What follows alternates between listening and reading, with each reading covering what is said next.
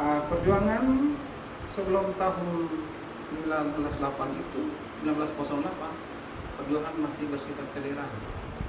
Kita berjuang sendiri-sendiri dengan kemampuan yang dimiliki oleh daerah masing-masing. Selamat siang Bapak. Selamat siang. Bapak kenalkan diri dulu ke teman-teman kita mungkin bisa. Baik, selamat siang untuk kita semua. Nama saya Yosef Kusi, dosen Profesor Pendidikan Sejarah. Demikian perkenalan. Bagaimana kabar Bapak hari ini? Baik. Oke, jadi sekarang kami mau mengadakan pertanyaan ke Bapak tentang politik etis, terus tingkatnya pergerakan nasional. Yang pertama, menurut Bapak, apa yang Bapak ketahui mengenai latar belakang dari terbentuknya politik etis? Baik, terima kasih pertanyaannya luar biasa. Kalau dijelaskan ya kita sampai sore. Tapi Bapak ambil pokok-pokok sesuai dengan referensi yang Bapak baca. Sebelum menjawab pertanyaan latar belakang munculnya politik etis, Bapak mau mengajak kita untuk kita telusuri lebih dalam, lebih luas, lebih jauh. Pertama, ada banyak program atau kebijakan yang dilakukan oleh pemerintah kolonial, seperti kerja rudi, sewa tanah, dan salah satunya tanam paksa. Tanam paksa itu sebuah program kolonial Belanda yang sangat membuat masyarakat pribumi itu menderita.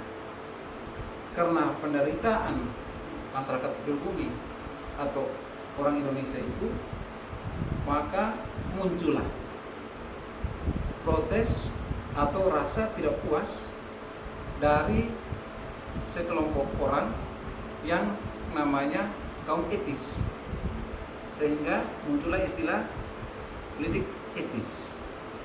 Lalu kita perlu ketahui siapa yang melakukan protes yang disebut dengan kelompok etis tadi. Dari sumber-sumber yang saya baca, saya temukan ada dua. Yang pertama itu seorang Peter. Nama ini tidak asing di telinga kita orang Indonesia. Kebangsanya pasti kita tahu. Dia itu seorang wartawan. Dan yang kedua yang namanya tidak asing bagi kita yang belajar sejarah, itu namanya Van de Venter. Dia itu adalah seorang politikus. Kedua tokoh ini yang memprotes terhadap kebijakan pemerintah kolonial dengan sebuah program yang namanya tanam paksa.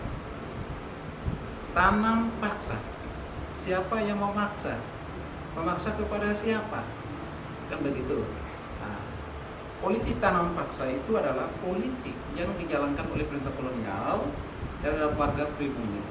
Dari sekian banyak penjelasan, intisari yang Bapak petik dari itu adalah pemerintah kolonial mewajibkan seluruh desa di Indonesia mereka meluangkan atau memberikan sebagian tanah yang milik mereka untuk menanam tanaman komoditi ekspor yang nanti apabila hasilnya dijual kembali kepada kolonial sendiri. Jadi mereka menyuruh kita tanam, yang kita nanam sesuai dengan keinginan mereka, lalu jual kepada mereka. Itulah yang disebut dengan politik etis.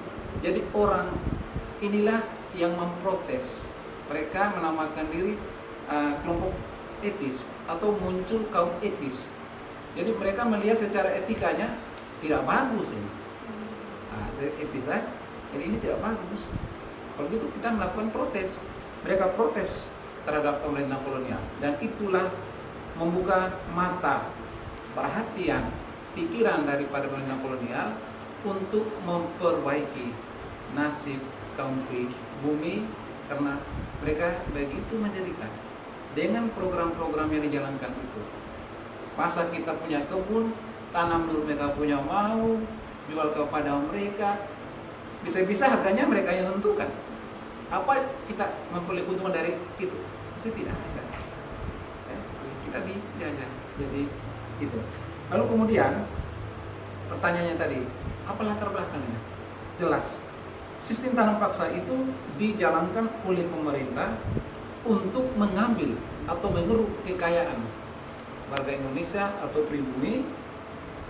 Namun program tanam paksa itu tidak disetujui atau diterima oleh semua warga kolonial, yang buktinya kaum etis tadi yang memprotes, sehingga warga kolonial yang tidak senang, tidak suka dengan program ini, mereka melakukan protes karena mereka melihat bahwa warga pribumi sudah berkorban waktu, berkorban tenaga, bahkan martabat derajat mereka direndahkan, diremehkan.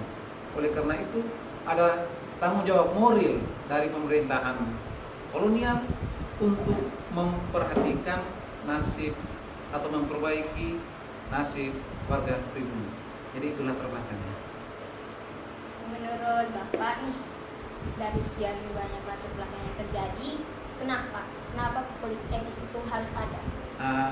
Politik etis itu harus ada, itu akibat daripada penderitaan, kesengsaraan yang terjadi atau yang dialami oleh warga pribumi karena kebijakan dari pemerintah kolonial yang hanya mengeruk, hanya mau mendapat keuntungan sendiri tanpa memperhatikan nasib warga pribumi. Seperti itu. Oke, Pak. Selanjutnya, apa perubahan yang paling terasa setelah dimulainya penerapan politik etis bagi masyarakat pribumi? Oke. Perubahan yang paling terasa oleh warga pribumi dengan adanya politik etis, sedikit kita kembali ke belakang. Dalam masa pergerakan 1908 sampai ke 1945, di sana rentang waktu yang begitu lama. Salah satu perubahan terjadi adalah pendidikan. Dan dari pendidikan itu melahirkan kaum-kaum intelek yang disebut dengan kaum terpelajar. Mereka itu punya kesadaran, mereka berpikir bahwa hanya dengan pendidikan kita bisa mengetahui, kita bisa memahami tentang segala sesuatu. Jadi kita orang Indonesia itu katakan masih bodoh, kita masih bodoh terus malu dengan.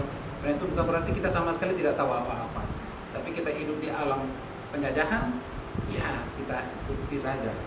Lalu kemudian yang paling dirasakan itu adalah Van de Venter tadi, dia seorang tokoh etis tadi, kaum etis, ya, melancarkan atau dengan kata lain melaksanakan program Van de Venter yang dalam buku sejarah dituliskan begitu ya. Ketiga program itu, yang pertama kita ketahui adalah program tentang edukasi, memberikan pendidikan dan pengajaran. Walaupun dalam prosesnya kita orang pribumi dibuka kelas nomor 2 untuk kita anak kecil, maksudnya orang jelata, lalu kelas 2 untuk kelas menengah, lalu yang kelas 1 atau istimewa untuk mereka punya anak. Mendirikan sekolah di wilayah kita dikasih di kelas rendah. Itulah penderitaan yang kita alami bertubi-tubi, mungkin sakitnya sampai hari ini. Kalau kita buka sejarah ya, leluhur kita tidak punya apa-apa. Jadi itu pertama itu program edukasi. Lalu yang kedua program irigasi atau pengairan. Sehingga di situ tujuannya apa? Memajukan pertanian terutama di Pulau Jawa.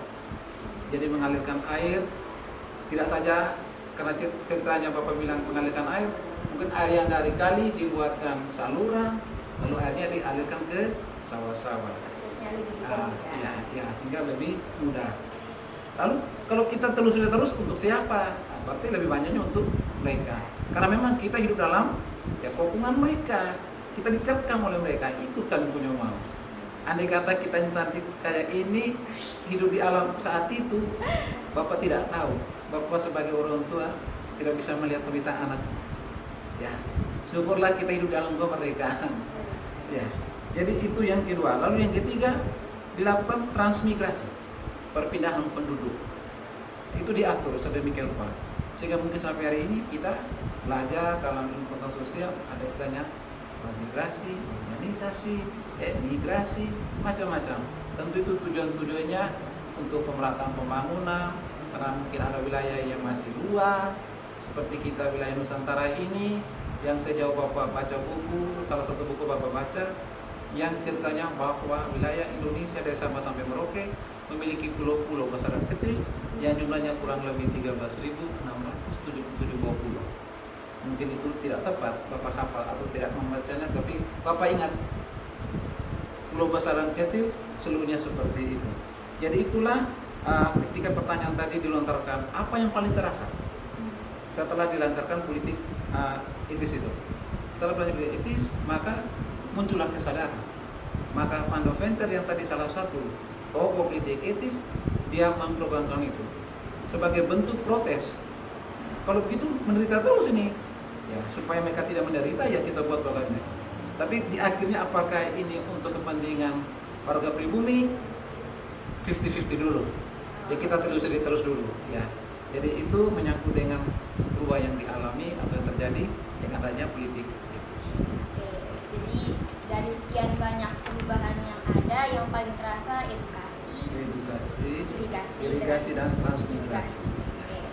Nah, untuk memberikan dampak atau perubahan sebesar itu, apa yang dilakukan Belanda atau saat Belanda untuk belajar politik etis? Baik. Untuk melancarkan politik etis itu, Belanda turut membantu dengan program mereka. Yang pertama itu mengirimkan tenaga pendidik dari Belanda ke Indonesia. Karena di sini kita mulai buka sekolah, ada siswanya, tenaganya belum banyak, mereka punya pengetahuan yang baik, mereka mengajarkan kita. Sehingga sampai hari ini orang Indonesia pintar-pintar bahasa Belanda, termasuk guru-guru di Suradikara ya. Kalau Bapak tidak paham bahasa itu, ya. Jadi kita ternyata dibalik ketidakbaikan cara mereka menjajah kita, tapi setelah kita renung ada baiknya. Ya. Sebelum Paskah pasti Jumat Agung, seperti itu ceritanya. Itu pertama, jadi mengirimkan tenaga-tenaga pendidik. Lalu yang kedua, mereka merekrut, mencari, mengumpulkan dan menemukan para kiai, para kaum pria, orang-orang yang punya modal, punya kemampuan ekonomi untuk membantu membangun, mendirikan sekolah. Itu yang kedua.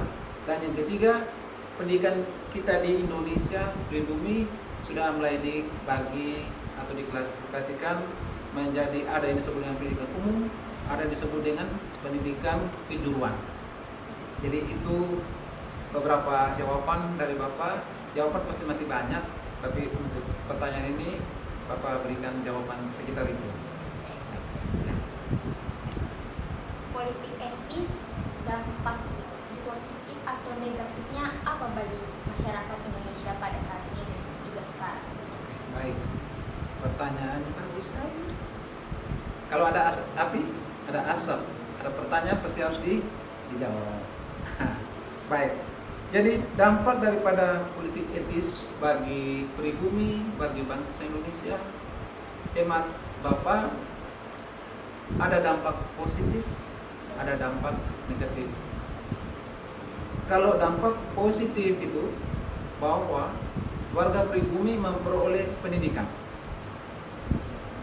karena mereka sudah kirim apa tadi, tenaga untuk mengajarkan kita, lalu bangun sekolah, jadi kita memperoleh pendidikan.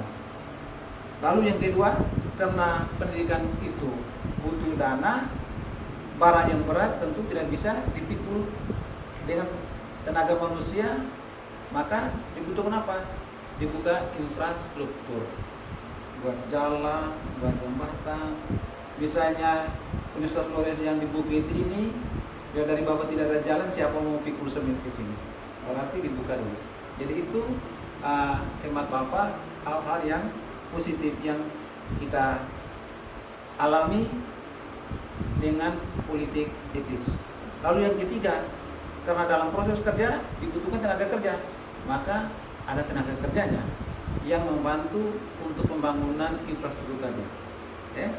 Modalnya ada, sumber daya ada, tetapi kalau tenaga tidak ada, mau jadi apa? Sama saja. Ada nasi, ada periuk, airnya tidak ada. Mau masak tidak mungkin. Sederhana seperti itu. Nah, lalu dampak negatifnya itu apa? Dampak negatif itu tenaga pribumi, rakyat jelata, warga Indonesia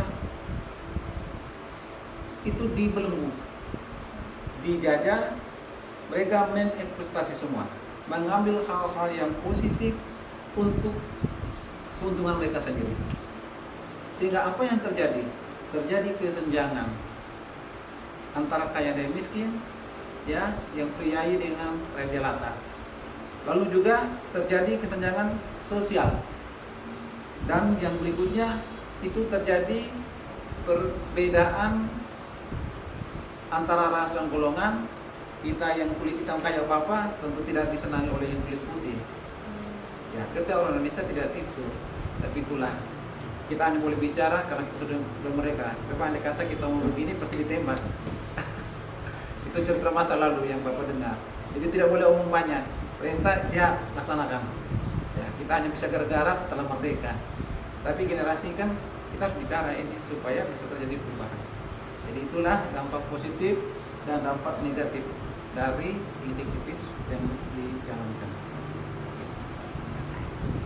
Nah, setelah sekian lama penerapan dari politik etis, dan pasti politik etis itu pasti berakhir. Ya. Apa penyebab dari berakhirnya politik etis dan kenapa? Baik. Dampaknya itu apa? Politik etis itu yang dijalankan oleh pemerintahan kolonial. Politik tanam paksa ya. Kalau etis itu yang kita jalankan ini, ya, karena dari kaum etis tadi yang mereka memperjuangkan karena pemerintahan tadi. Jadi kalau ditanyakan politik etis itu berakhir, itu tentu ada kaitan dengan program atau kebijakan dari pemerintah kolonial. Tadi Bapak ceritakan dari awal bahwa ada program-program dari pemerintah kolonial, misalnya untuk kerja rodi, sewa tanah, tanam paksa, buka jalan, lalu jual. Itu sesungguhnya hanya untuk kepentingan mereka, bukan untuk kepentingan warga pribumi. Sehingga kita tetap dalam penderitaan, kita tetap dalam kemiskinan, kita tetap dalam kemelahatan. Sehingga itu catatan hitam dalam sejarah kita, bahwa kita benar-benar hidup menderita, benar-benar sengsara. Yang kecil saja tadi contohnya kan tanam paksa. Nanam apa ya ikut mereka punya mau, jualnya kemana? Jualnya di mereka. Harganya berapa ya mereka yang tentukan.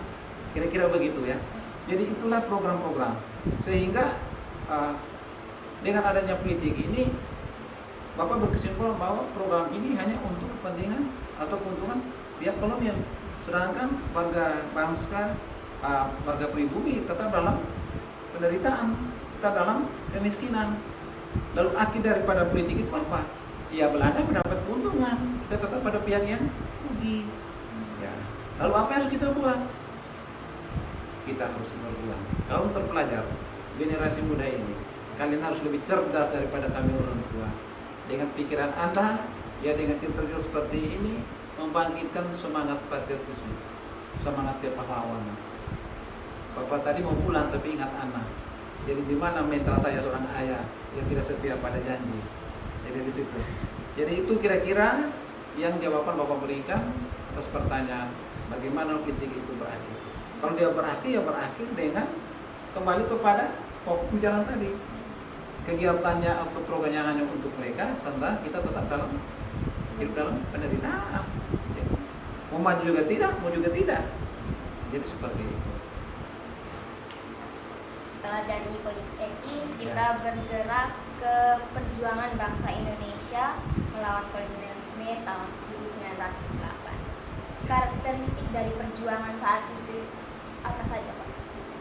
Perjuangan sebelum tahun 1908 itu, 1908, perjuangan masih bersifat federal. kita berjuang sendiri-sendiri dengan kemampuan yang dimiliki oleh daerah masing-masing. Bapak kasih contoh perjuangan yang bersifat lokal. Kita orang Ende dengan semangat yang dimiliki oleh Baranuri, ya, dengan Marilonga, berjuang sendiri melawan Belanda. Di sebelah ini namanya Putumbo, itu tempat mereka bersembunyi. Nah, contoh kalau kita mau ke barat, misalnya di Bajawa, di sana hanya di Padorong Kakadupa yang berjuang. Jadi di sini Marilonga dengan Baranuri tidak mau pusing. Kita terus ke barat, Manggarai, Motarua, dia biar udah kuat. Tapi kalau bisa melawan Belanda yang tinggi besar itu dengan persenjataan yang lebih canggih dari kita, kita baru tarik anak panah di sana sudah dor. Mana yang mati lebih dulu? Kita terus ke timur, misalnya Maumere, PKI itu nama Pak Hawa ini. Dia berjuang sendiri, padahal dekat dengan ini, dekat dengan Bajawa. Karena perjuangan yang bisa ke daerah itu, ciri yang seperti itu, kita tidak mungkin menang, kita tidak mungkin menghalau penjajah dari bumi pertiwi. Maka timbul kesadaran. Kesadaran itu timbul berkat adanya program politik etis tadi. Salah satunya adalah edukasi. Terpelajar, mengerti, pintar. Kalau gitu kita harus bahu-membahu. Siapa yang kita kenal dalam buku sejarah, orang yang paling pertama kita lihat itu siapa namanya? Dr. Widi Sudirosodo. Yang namanya lebih kita kenal dengan nama Budi Utomo. Mendirikan apa? Program yang bersifat modern dan berkebangsaan. Namanya apa? Gerakan Budi Utomo. Lalu ada lagi di seperti, ada lagi sedikit agama Islam. Jadi mereka itu. Lalu kemudian setelah bersatu, ya rasa persatuan muncul. Berlanjut ke tanggal 28 Oktober, Sumpah Pemuda, satu nusa, satu bangsa, satu bahasa, Indonesia. Para pemuda saat itu. Pertanyaannya bagaimana dengan kita muda saat ini? Ikut gak mereka punya cara? Bersatu gak seperti mereka? Cerdaskah seperti mereka? Beranikah seperti mereka? Pasti berani, pasti cerdas, pasti bisa. Pasti bisa.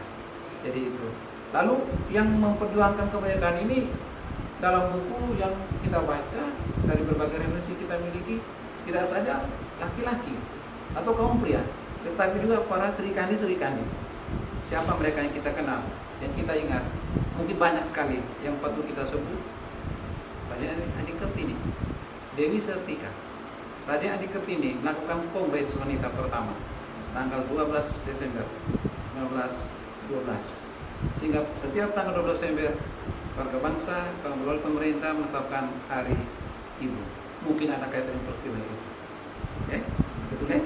Nah, lalu lagu Indonesia Raya karangan Baginda Soekarno dinyanyikan pada saat mereka setelah mengucapkan Sumpah Pemuda, mengucapkan Sumpah Pemuda. Lalu juga bahasa Melayu yang dari bahasa Melayu disebut sebagai bahasa Indonesia mulai digunakan semakin meluas. Itulah cerita-cerita yang tidak banyak apa berikan kalau tanya karakternya di tahun 1908. Artinya tahun 1908 itu kita mulai dengan zaman yang baru, zaman yang modern. Itu ditandai dengan munculnya kelompok-kelompok elit, ya, kaum terpelajar yang sudah berpikir tidak lagi bersifat kedaerahan, tetapi melampaui batas-batas kedaerahan. Jadi itulah kira-kira. Jadi kan yang Bapak bilang tadi bersifat kedaerahan. Mungkin ada karakteristik yang hanya beberapa orang tahu secara khusus mungkin atau kalau bersifat daerahan yang karakter secara khusus, kalau secara umum tadi itu karena pendidikan, ya, diperoleh tentang lewat pengetahuan. Kalau karakteristik secara khusus, hemat Bapak, itu sudah berkaitan dengan karakter pribadi setiap orang, individu.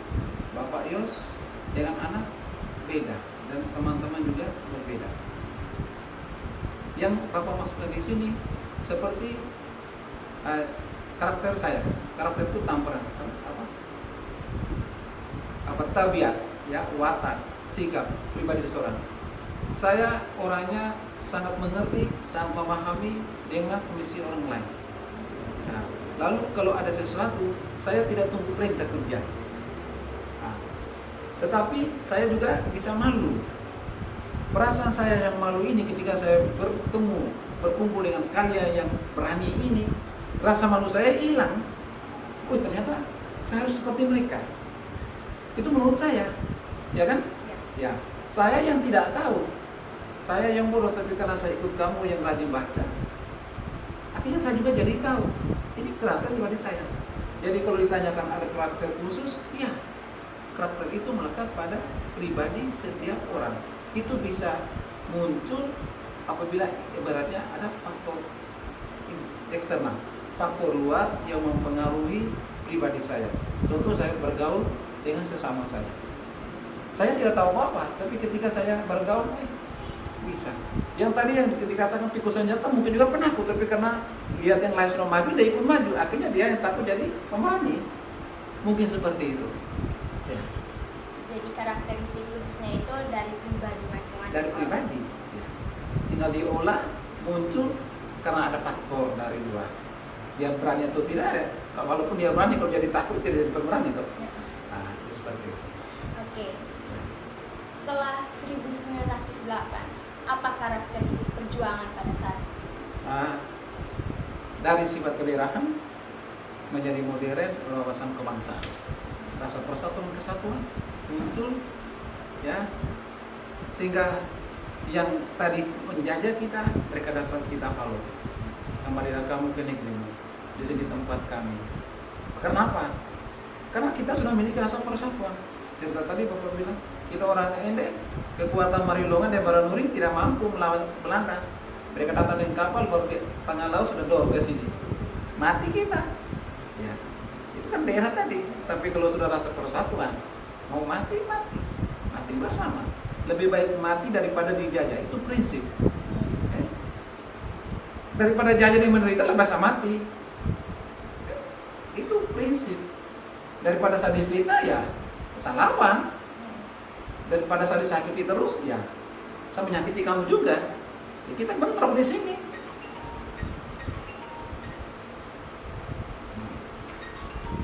Lanjut. Oke, Pak. Jadi setelah 1908 ada banyak organisasi yang bermunculan. Iya. Menurut Bapak apa faktor dari munculnya organisasi-organisasi tersebut? Munculnya organisasi itu berlatar belakang tadi kita menderita, kita keterbelakangan akibat dari kebijakan pemerintahan kolonial.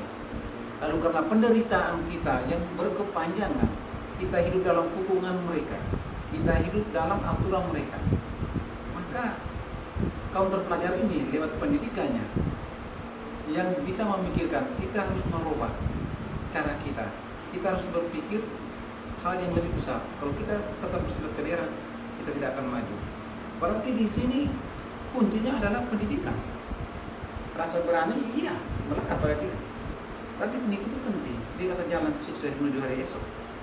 Hanya dengan pendidikan kita bisa seperti ini. Ya, jadi itu menurut Bapak. Panjang lebarnya sih banyak, tapi mungkin kisahnya seperti itu. Kisahnya pendidikan. Pendidikan, ya. Jadi kita di kaum terpelajar. Pendidikan itu penting masa depan anak. Orang tua, guru, siapa saja, kami ini hanyalah profesi. Kami hanya bisa memberikan tips cara untuk Anda. Mau sukses, masa depan Anda akan tercapai, ada di tangan generasi. Ya, masa depan Anda ada di tangan generasi. Kalian anak muda, Bapak mau pesan, masa muda cuma sekali, tidak pernah dua kali. Yang ada cuma kenangan. Oleh karena itu apa?